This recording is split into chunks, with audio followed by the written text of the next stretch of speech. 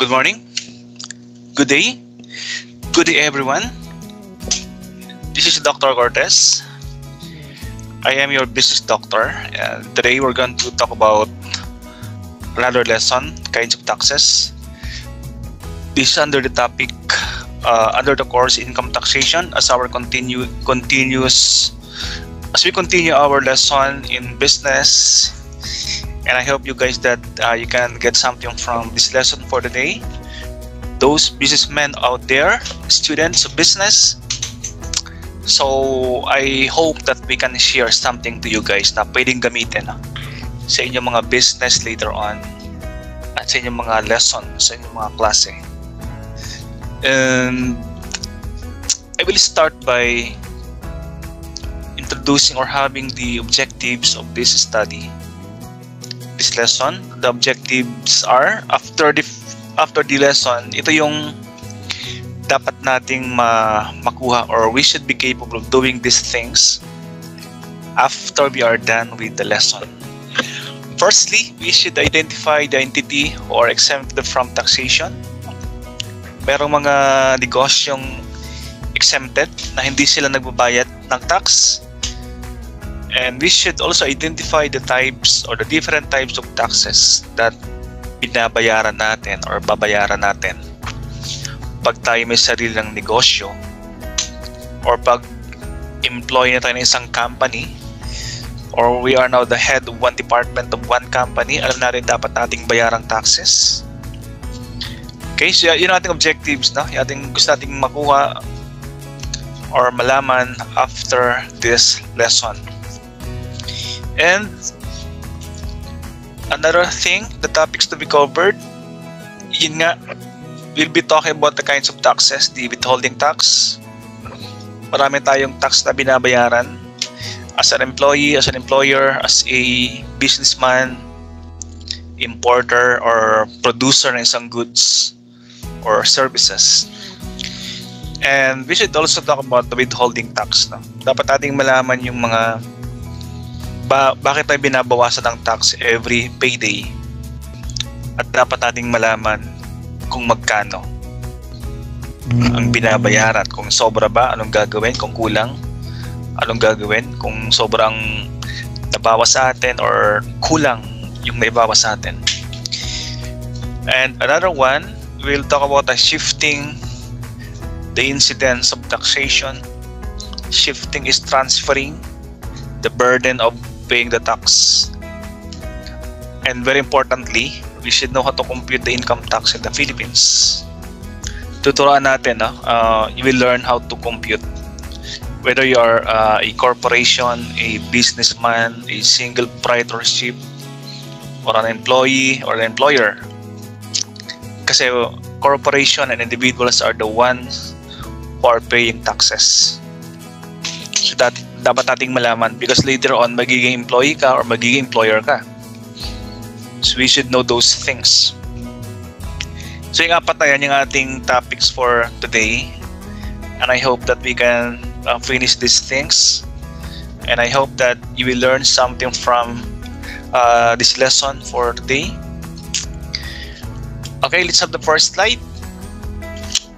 Who or what are those exempted in paying taxes? So for the past several lessons, nalalaman natin nagbabayad tayo ng tax or puro bayad lang tayo ng tax. Employee, employer, corporation, resident citizen, non-resident citizen, babayad tayo ng state tax, babayad ng donor's tax, income tax. So ang dami binabayaran. And today naman, we are going to talk about sino yung mga exempted from paying taxes. May mga tao or may mga entity or organization na hindi sila nagbabayad ng tax. We are not talking tax evasion. They are not evading taxes. They are totally exempted. So may mga tao na hindi sila, na they are not required to pay taxes. So pwede siyang entity, pwede siyang tao, pwede siyang institutions. So pag-usapan natin sa mga susunod na slides na sino-sino yung mga to. kung kasama ka ba dito sa mga exempted from paying taxes. If I could recall sa mga past lessons natin, we talk about those countries that are not collecting taxes. Ito naman, mga entity na hindi pinapagbayad ng tax. Okay, so ito yung mga organizations.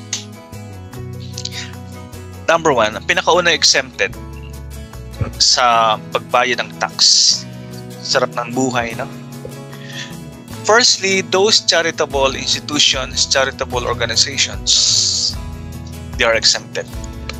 Pag may kilala kang mga civic organization na tumutulong sa kapwa, tumutulong sa mga nasalanta ng isang calamity, those are exempted.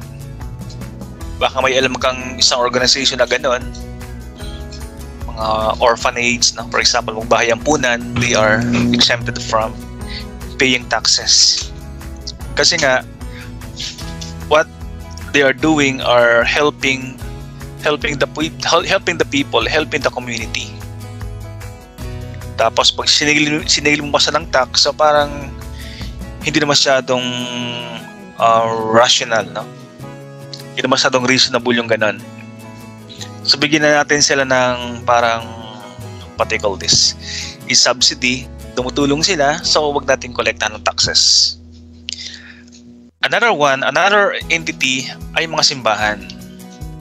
Okay, so in this slide, you can see some a church, you can see a parsonage. By the way, pag sa parsonage, ito yung mga tirahan ng mga church people, mga church personnel, pastor, mga clergy. Ito yung parang bahay sa likod, no, ng mga simbahan. Ito example na to. Itong I'm pointing it with the mouse. It is an example of a parsonage, a Baptist church parsonage. Tirahan ng mga pastors nila. So they are included sa mga entity na hindi nagbabayad ng tax or exempted from paying taxes. Ano ba? Convent, mga konbento, they are exempted from paying taxes. Mga mosque ng ating Muslim brothers, they are exempted from paying. And another thing, those non-profit cemeteries, mga cemetery na established not for profit.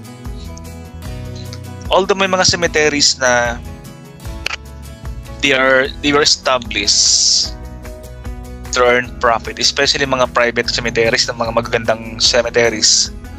Mga for profit yan, itatayo para kumita. Yun, hindi sila kasama dito sa sinasabi natin. Kasi yung mga kasama dito exempted from taxations are those non-profit. Naitayo not to earn profit. At kasama rin dito mga lands, buildings and improvements na ginagamit exclusively for religious purposes, charitable purposes, or educational purpose. So mga bahay, land improvements, no, na ginagamit sa simbahan, sa charity or educational purposes, they are exempted from paying, for example, property taxes. If I can recall, for some of our past lessons, we talk about paying property taxes. Nagbabayad ng tax every year. Depende sa market value ng iyong property. Okay, mga private property. Pero pag yung property na yan, pag yung land ay ginagamit for religious purposes, charitable, exempted. You don't have to pay property tax. Pag mayroon ka isang land or building, no, na ginagamit for religious purpose, you don't have to pay property tax. Ayan, sarap ng buhay, no? Exempted ka, no? Kasi nga, siyempre, ginagamit for religion, charity, no? So, exempted. So, if you want to be exempted from paying tax and property, i-donate mo sa ano? I-donate mo sa mga religious, purposes or religious group. Paggamit mo sa kanila. or sa isang school, donate mo, di ba? Kaya lang, siyempre, if you donate those land, para exempted ka sa pagbayad ng tax, meron ka pa rin babayarang donor's tax. So, may tax pa rin. Anyway, so, that is number 1, no? And the next one, exempted pa rin to. So we're still under the topic who or what, sino or ano yung exempted from paying taxes. Number 2, yung mga non-profit educational institutions na ginagamit sa educational purposes. Yan. So ito yung mga hindi rin nagbabayad. Hindi rin pinagbabayad ang tax, no? Mga schools, universities, schools, okay, na ginagamit for educational purposes, exempted. Pero take note, guys, no? Yung mga schools lang na non-profit. Kasi may mga schools na ginagamit sa education, pero they are earning profit. May mga schools na pag-aari ng mga malaking companies, no? Ang companies na yan, they are issuing stocks. So pag ang isang school ay stock under a stock corporation, hindi sila kasama sa number 2. Kasi ang kasama sa number 2, yung mga universities or schools lang na naitayo na walang stock na issue. Or mga schools na naitayo not for profit. Mga private schools, mga for-profit yan eh. Pero mga examples ng mga non-profit, state universities, ano pa, local government universities, local universities, no? They are exempted. Government schools, no? Ito yung mga non-profit na hindi na sila nagbabayad ng taxes. Okay, ano pa? So kasama rin dito yung mga local water districts. Di ba bawat province mayroong mga water district. So they are exempted from paying taxes. Example, may example ako dito. Bukidnon, Malaybalay City Water District. So ito, exempted sila from paying taxes. Schools, exempted. Okay, ano pa? Next one.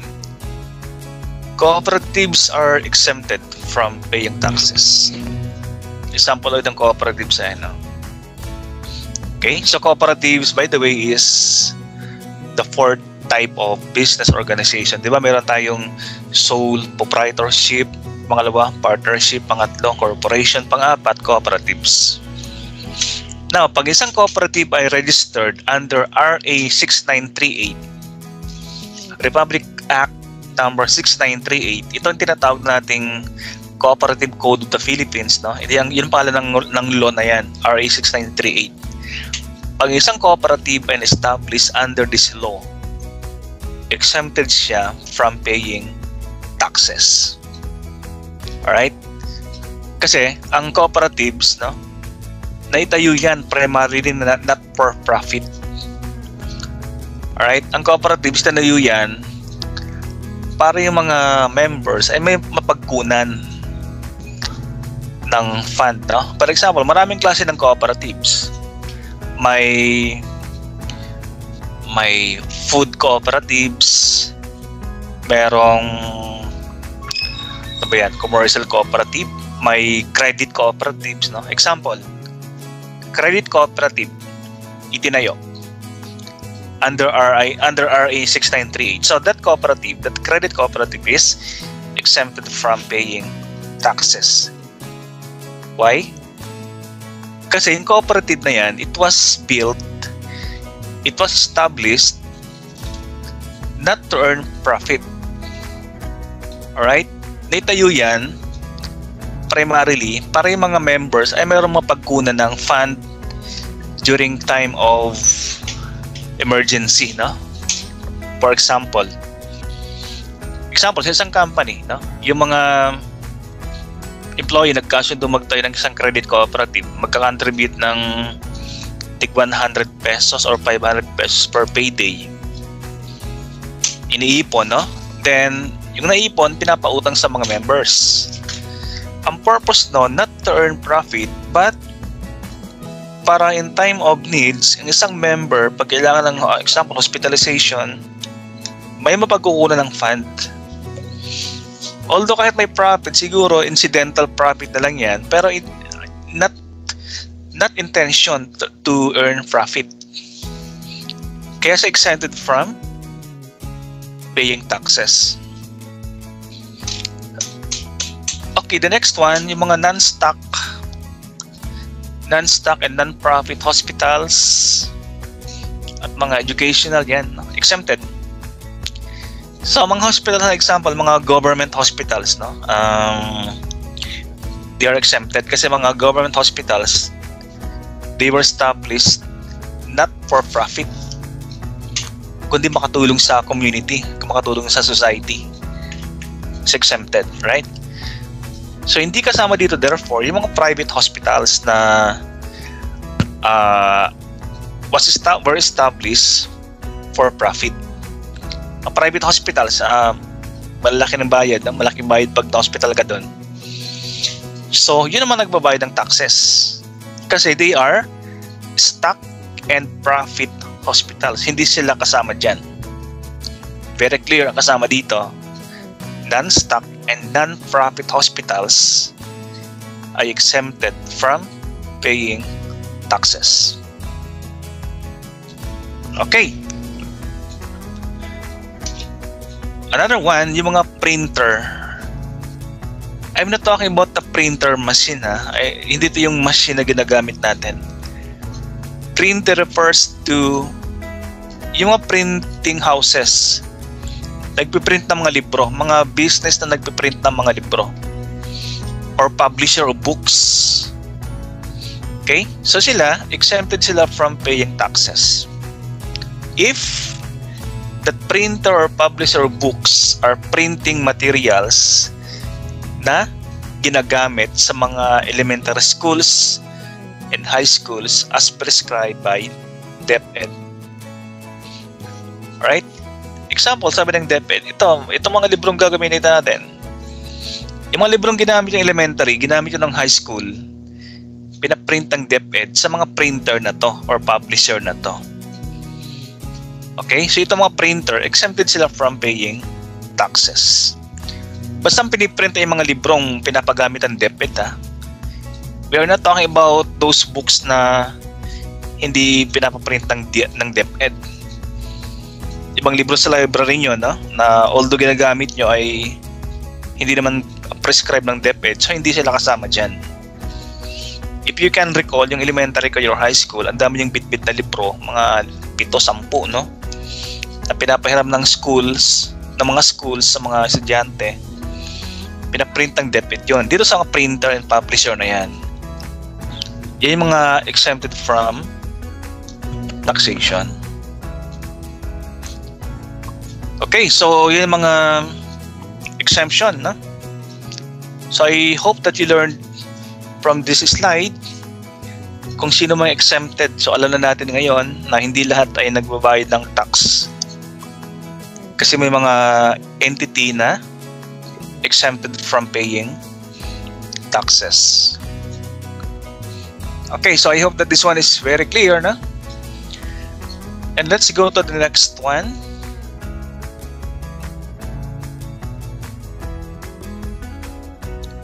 Umpisa natin now yung kinds of taxes na binabayaran, mga klase ng taxes. Okay, so marami tayong tax na binabayaran, and as a businessman or head of a department of a company later on, you should know itong mga taxes na to. The first one or the most common type of taxes na binabayaran natin ay income tax. Kasi marami yung i-earn ng income. So ito yung mga pinaka-common na madalas nating bayaran. Kasi marami yung employed, marami yung empleyado. And employees are paying taxes. What tax? Income tax. Basahin natin. So income tax are the tax on yearly, taon-taon na binabayaran mo yan. Okay? May dalawang klase ng income. Income sa business at income sa employment. So tax on all yearly profits ng isang negosyo arising from property, possession, trade, or office. May income ka from property. May profit ka from property. Example, nagparenta ka ng bahay, so meron kang kita dyan buwan-buwan, so meron kang profit.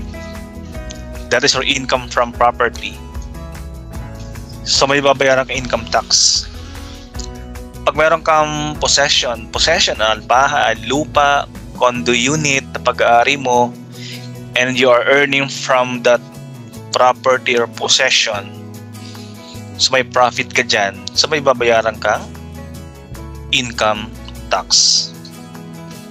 Alright? If you are involved in trade, example, meron kang buy and sell na negosyo, meron kang merchandising, you are involved in trading, so you earn profit dyan per year, no? So you pay income tax. Or meron kang office, no? Example, meron kang professional income from as an accountant, as a doctor, as a lawyer, as an engineer from that office, no? So meron kang binabayarang income tax kasi nag-earn ka ng profit or income from that one.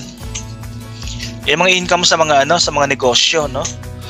Or business income. Alright?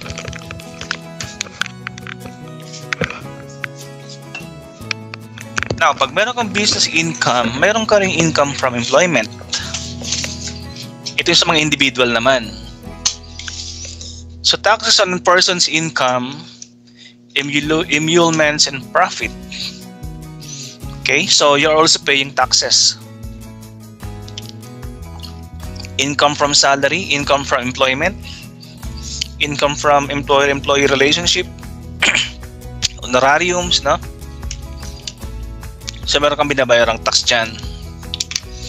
So income mo yan as an individual. Ang sweldo mo bawat payday, no? So meron kang dyan, binabawas sa'yo ng iyong employer. Okay, so yung pangalawang kind ng tax is the donor's tax. Ito yung tax imposed on donations inter vivos or vivos. It means those transfer of property between two living persons. So, buhay pa sila. Example ako, no? I donate a property to my brother. Okay, so that is it. I will pay donor's tax kasi nag-donate ako ng property. Hindi ko pinabayaran na, so wala akong gain dyan. So mag-transfer ka ng property, binenta man niya or hindi, may babayaran kang tax. Pag nagbenta ka, meron kang capital gains tax na. Pag dinonate mo rin yan, meron ka rin babayarang donor's tax. So wala kang ligtas wala kang ligtas sa bumuhay ng isang property. Kasi for example, gusto mong ma-avoid yung property tax every year, no? Kaya dinonate mo. So meron kang donor's tax sa babayaran. Na-avoid mo yung property tax annually, pero may isang one-time na babayaran donor's tax. It happens, donor's tax will be paid by a person na nag-donate habang siya ay buhay pa. Kasi pag patay na isang tao at nag-donate siya, nag-iwan siya ng property, hindi na donor's tax ang tawag doon. Okay? Now, we will go to the third type of tax, the estate tax. Sa donor's tax, buhay pa yung nagbigay. No? Sa estate tax, yung nagbigay ay wala na. Deceased person. So estate tax means tax on the right of the deceased person to transmit or transfer property at death. So, nagpamana siya ng property.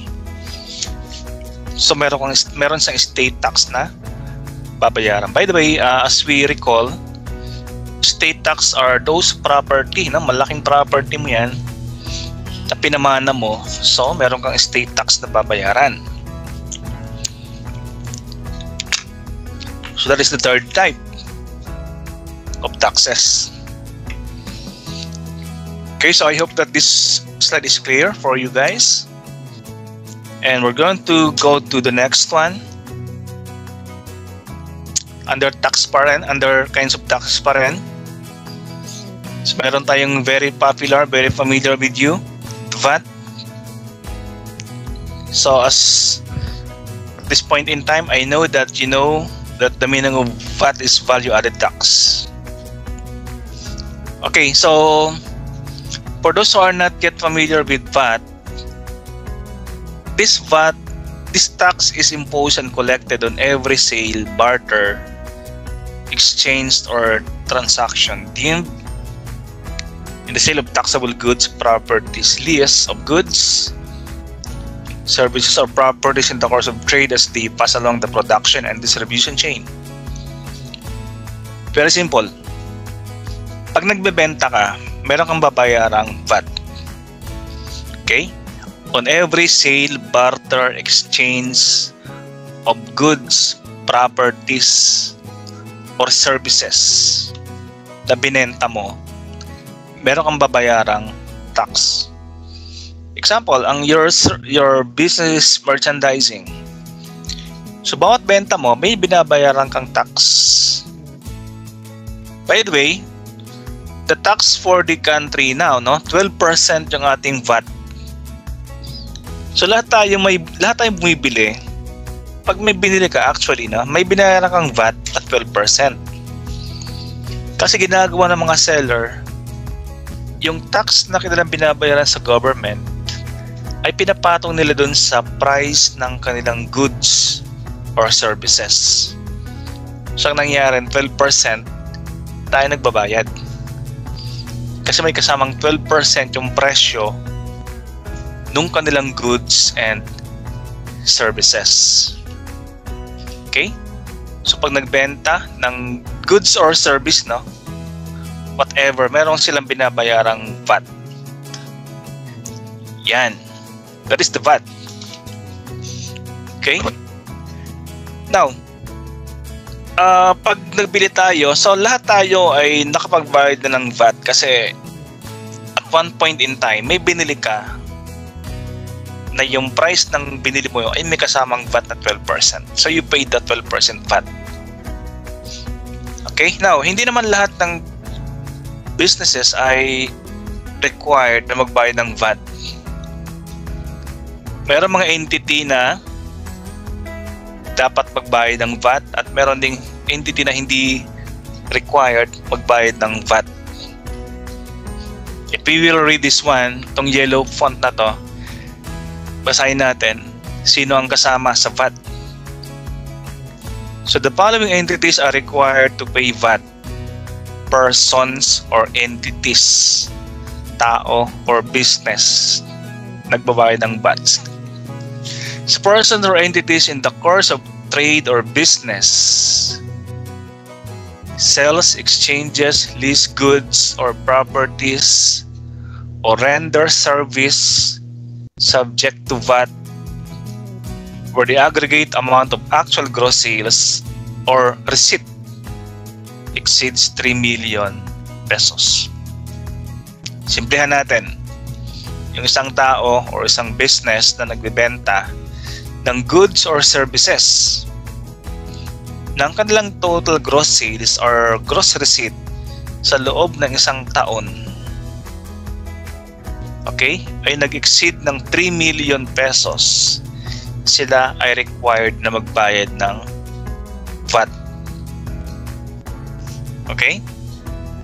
So 3 million, exceeding 3 million, pag ang kanilang benta sa isang taon ay nag-exceed ng 3 million, they are required to pay VAT.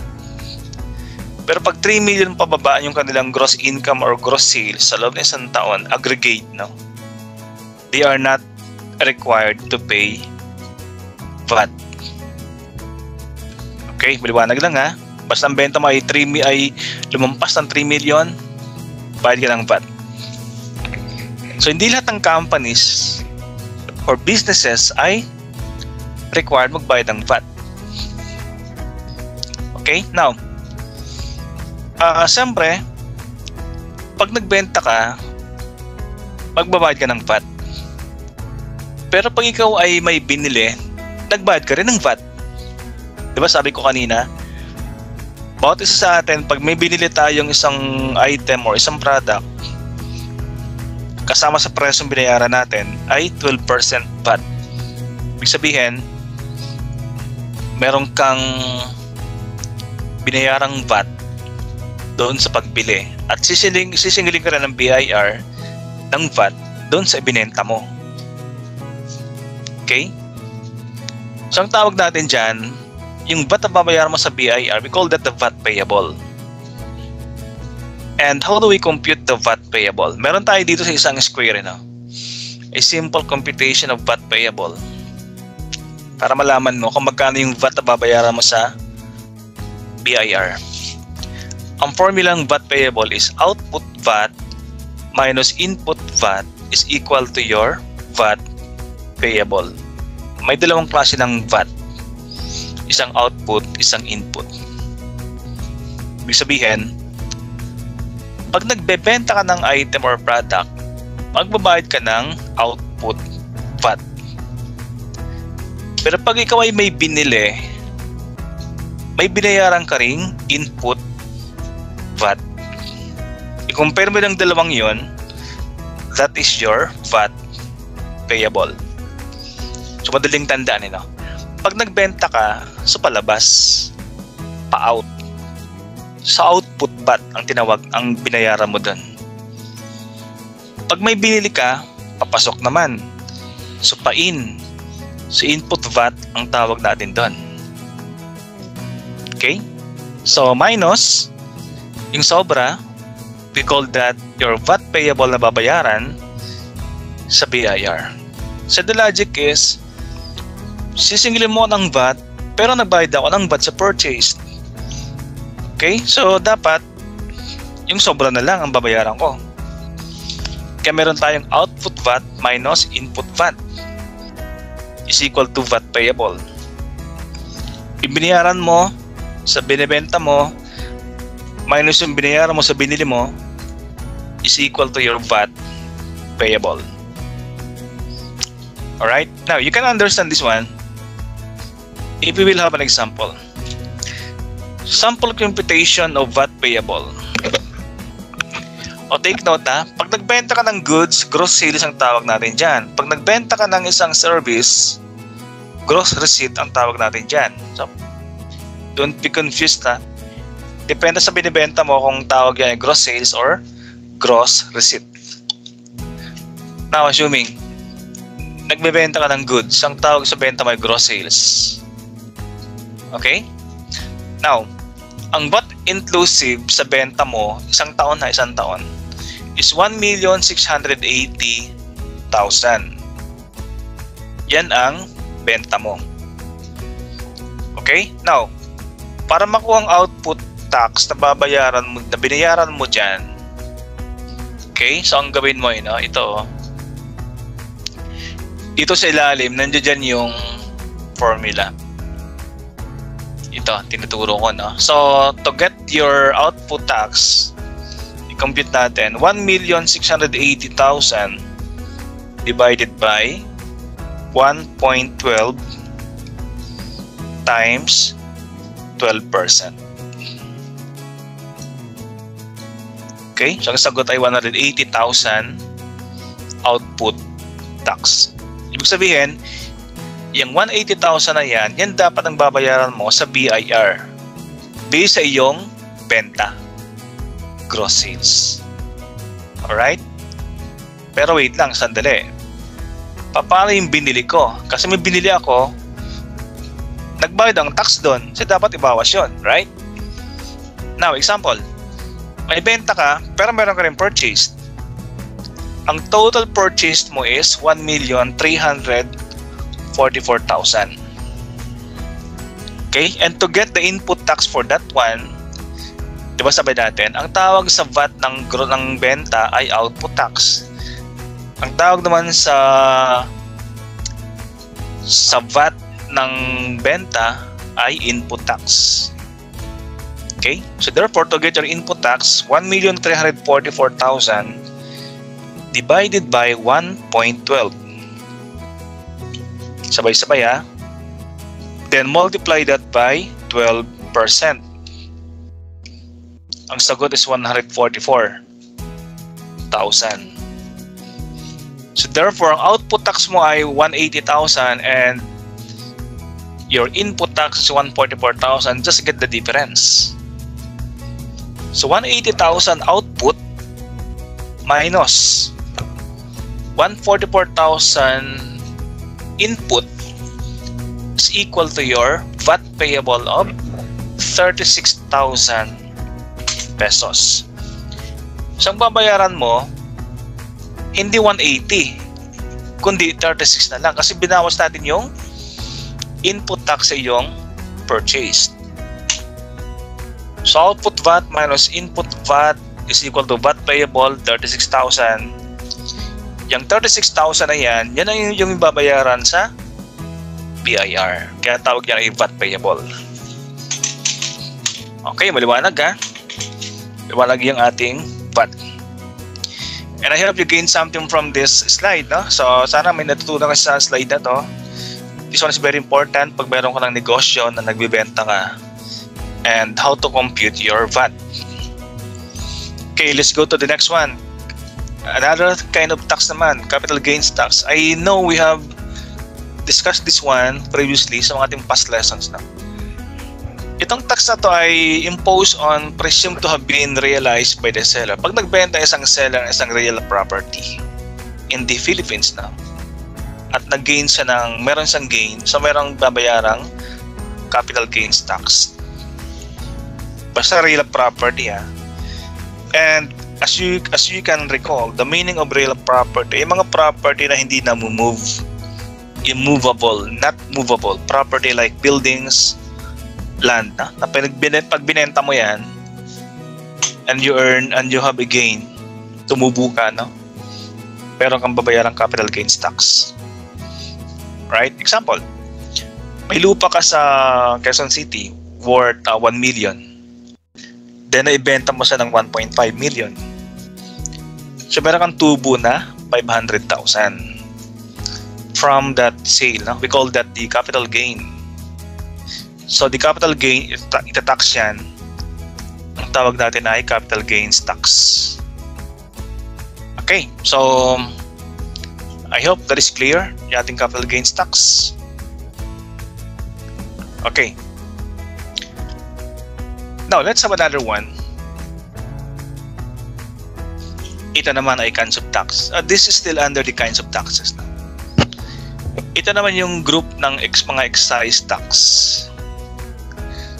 So, excise tax, ito yung tax na binabayaran mo for your right to manufacture, to sell goods.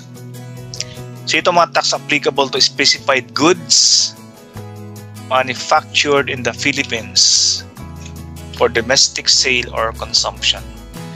Specific yung mga goods na tinatax ng excise or specific mga goods na pinapatawa ng excise tax. Right? And under this one, may dalawang klase ng excise tax. The specific tax and the ad valorem tax. Okay? So this is very important. Pag ikaw ay nag-manufacture ng mga goods na ganito, so alam mo kung specific tax yan or ad valorem ang babayaran mo. Alright? So, unahin natin ang specific tax. These tax are imposed on certain goods based on weight or volume, capacity, or any other physical unit of measurement.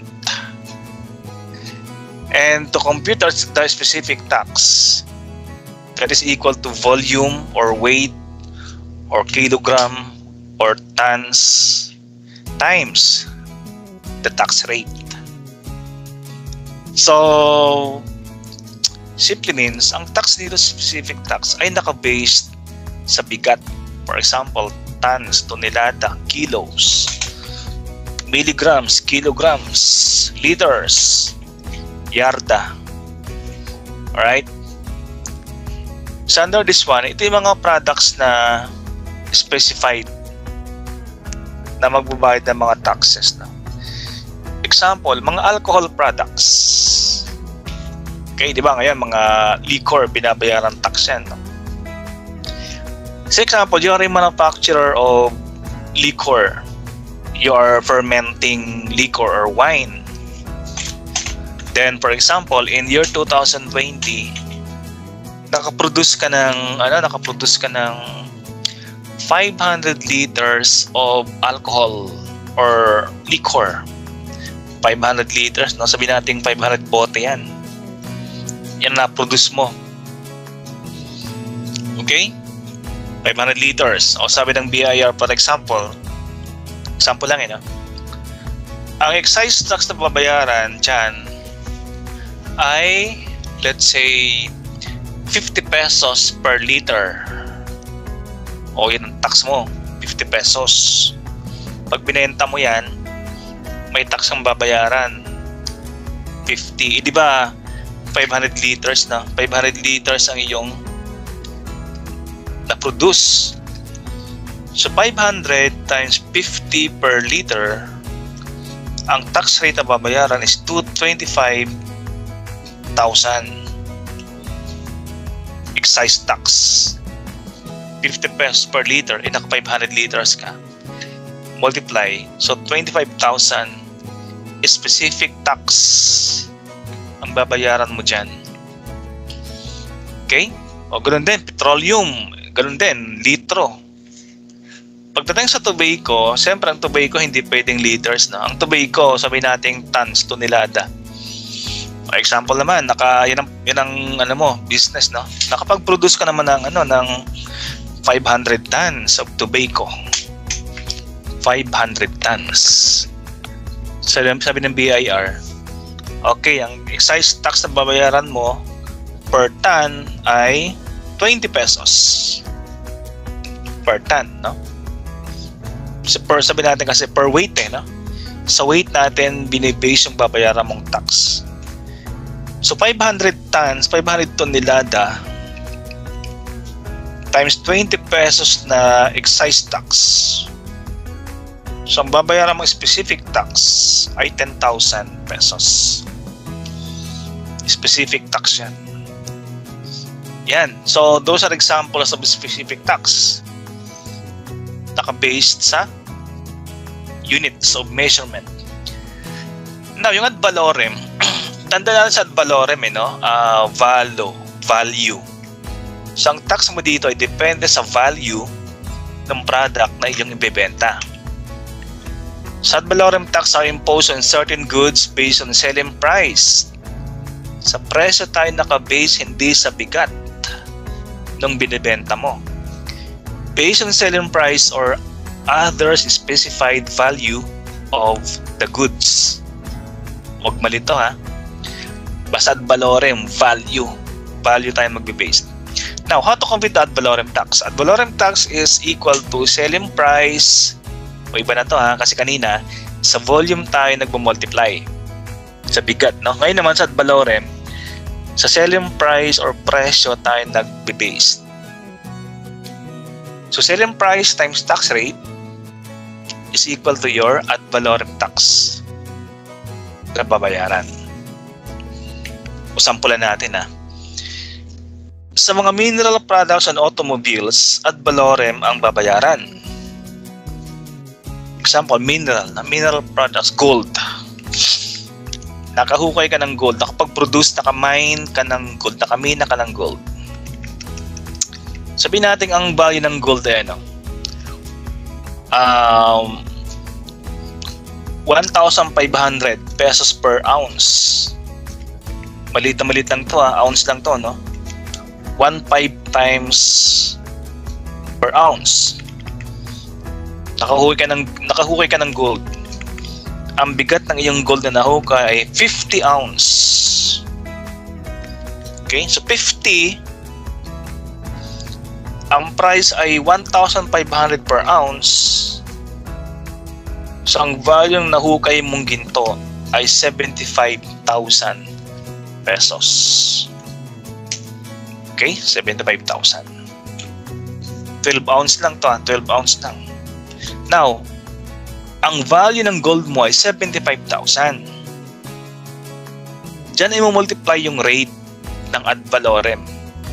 Example, ang tax rate sa selling price ng gold ay magkano ba? Sige nga, 100 per ounce, 100 pesos. Ay, di pala. 20% na lang, 20%. Ad valorem tax, 20% of the selling price. Okay? So 75,000 price ng gold mo times 20%, that is equal to 15,000 pesos tax rate. Okay? So nag-multiply tayo sa selling price ng gold. Alright? Now, sa automobiles naman, pag nag-import ka ng automobiles, ad valorem din ang iyong babayaran. So magbe-base na tayo sa tax na babayaran mo sa customs based sa selling price ng automobiles. Okay, example, Ferrari, no? Nag-import ka ng Ferrari from abroad. Ang price ng Ferrari ay 18 million. 18 million pesos Ferrari. Then sabi ng BIR, bago mo ipasok sa Pilipinas yung Ferrari, magbayad ka muna ng ad valorem tax. Sabi ng BIR, ad valorem tax sa automobiles, 10%. Okay? Magkano ang price ng Ferrari? 18 million. So 18 million times 10% is equal to 1,800,000. Bigat, ha? Tax lang 1,800,000 na. Okay? So ganun ka bigat pag nag-import ng mga sasakyan. Okay, so I hope that this slide is very clear for you guys, no? Sana may natutunan ka sa slide na to. Especially specific tax, so madaling tandaan, wag malito, no? Baka malito sa inyo, at valorem po, specific tax ang babayaran. O basta tandaan nyo, no? Ang tanda nyo ng ad valorem, yung word na valorem, value. Sabihin, ang tax ay based sa value or based sa selling price. So therefore, yung specific tax ay based sa bigat. Okay? Pag kotse and mineral products, ad valorem. Pag alcohol, petroleum, and tobacco, specific tax ang babayaran mo. Okay? Kasi nga siyempre, no? Ang mineral products, no, hindi pwedeng bigat eh. Value talaga. Okay, so that one is clear. Let's go to the next one. Tax pa rin to, documentary tax naman. So ito naman yung tax na binabayaran sa mga documents, instruments, loan agreement, mga dokumento, no? Papers, agreement, evidence, assignment, sale or transfer, deed of sale, rights or property. So itong mga dokumentong yan, example, mga kontrata, no? You are paying documentary tax. So may kinakabit silang doon, doc stamps, documentary stamps. Binabayaran mo. Example, last time lang, no? I signed a contract. Then yung kontrata, meron siyang kinakabit na documentary stamp. So I paid 25 pesos doon sa documentary stamp na yon. So that is your documentary tax. So ang tax depende, no? May tax na 2 pesos for every 200 worth ng document. That is 2 pesos. May 2 pesos doc stamp, may 150, may 1 peso documentary stamps. So depende sa value ng agreement, no? For example, loan agreement, nangutang ka sa bangko, 10,000 pesos. Okay? 10,000 pesos nangutang sa bangko at 10,000. Then sabihin natin for every 200 pesos, may documentary tax ang babayaran na 2 pesos. Okay, sa 10,000, ilang 200 meron? Try natin. 10,000 divided by 200, 50. So may 50 na 200 sa loob ng isang 10,000. So 50 times 2 pesos, 100 pesos ang iyong documentary stamps.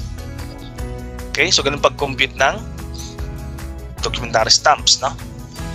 So yan ay binabayaran mo lang naman pag meron kang mga document, importanteng document na dapat ay notarized, for example, no? Utang sa bangko, kontrata. Okay. Then the next one, ang withholding tax naman. So take note guys, na withholding tax is not a kind of tax. Hindi siya klase ng tax. Ang withholding tax is a system of collecting taxes whereby the tax withheld on certain income payments are intended to equal or at least approximate the tax due of the payer on said income. Okay? So take note, no? Taon-taon nagbabayad ka ng iyong income tax sa BIR. Pag yan ay binayaran mo one time, mabigat. Example, sabi ng BIR, no? Ang tax mong babayaran sa year 2020 ay 10,500.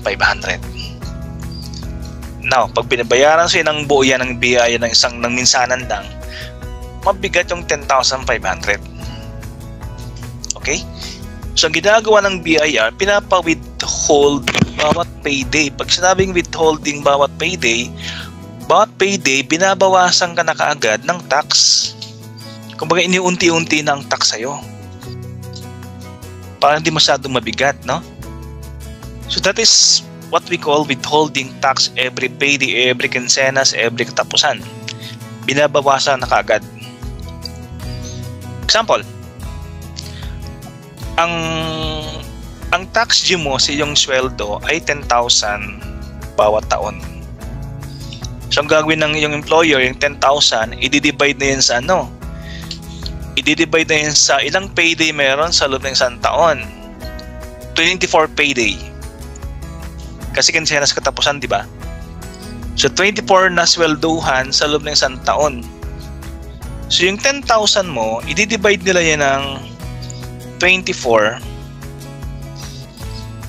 So 10,000 divided by 24 is equal to 416.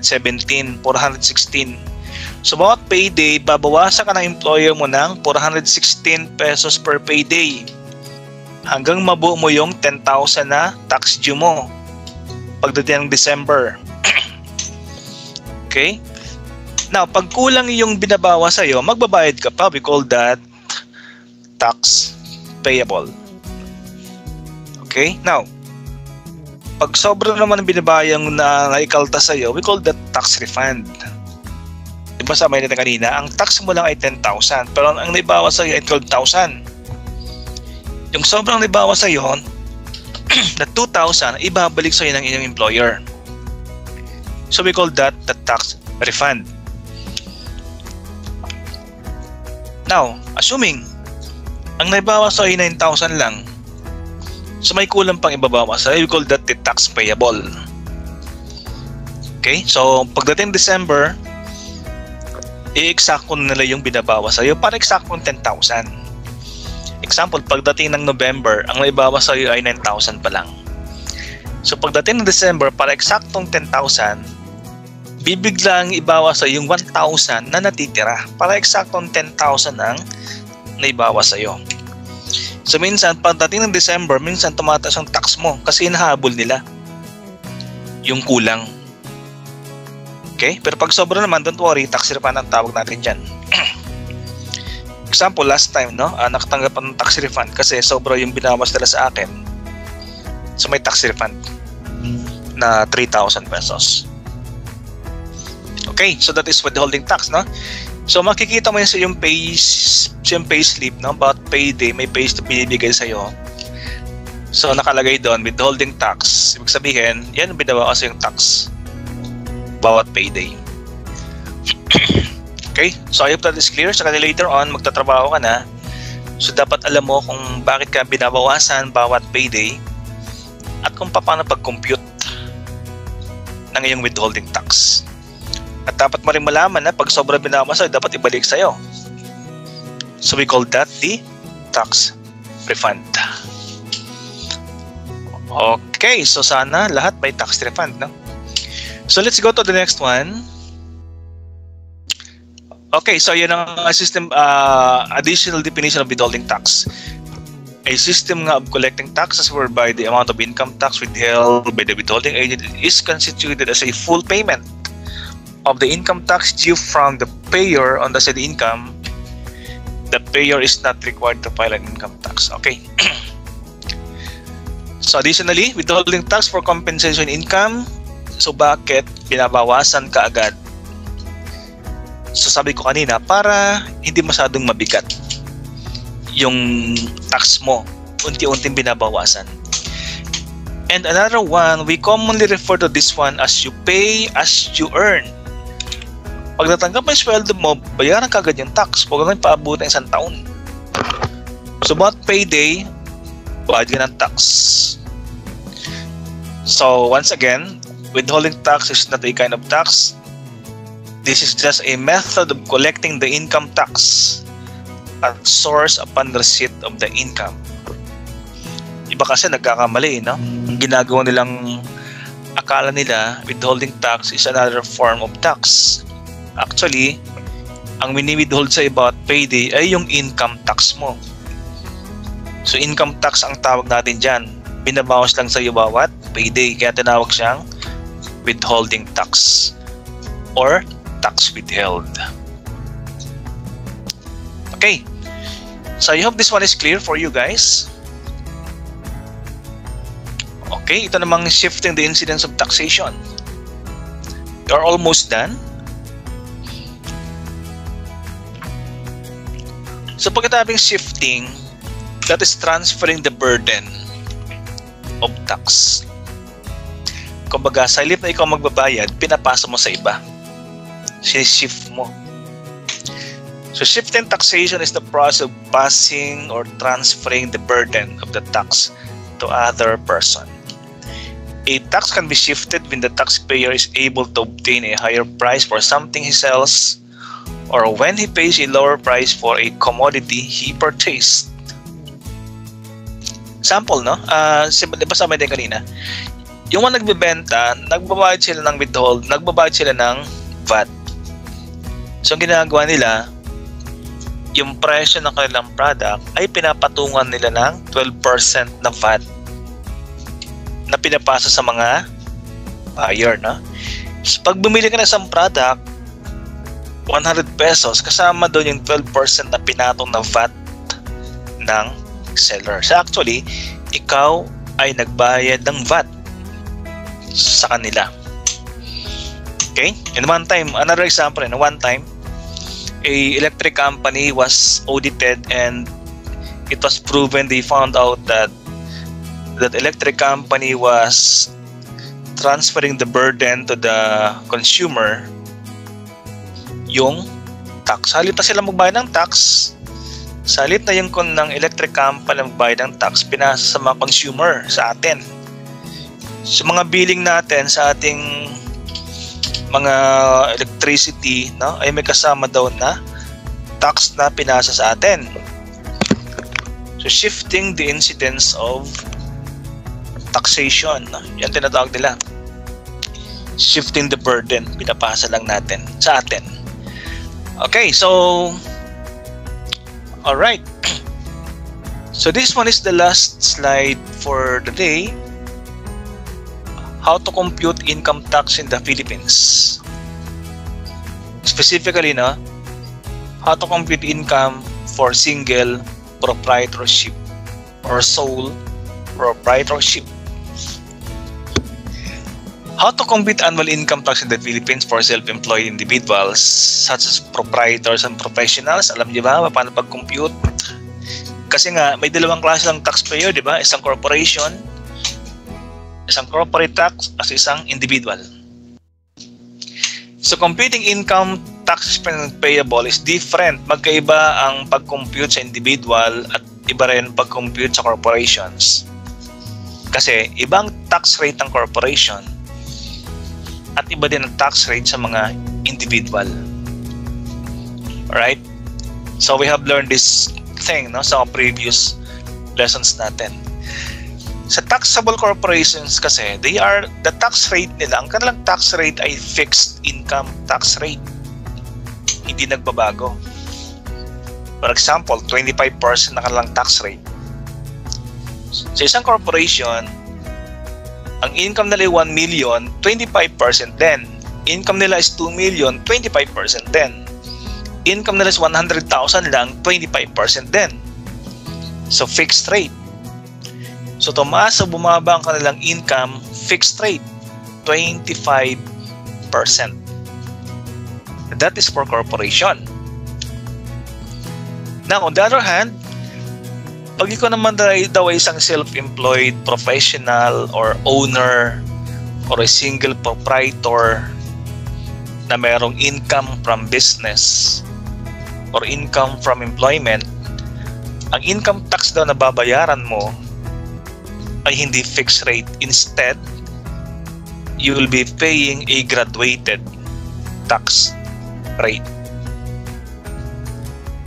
So, i-differentiate natin ha. Sa corporation, fixed rate. Sa individuals, graduated.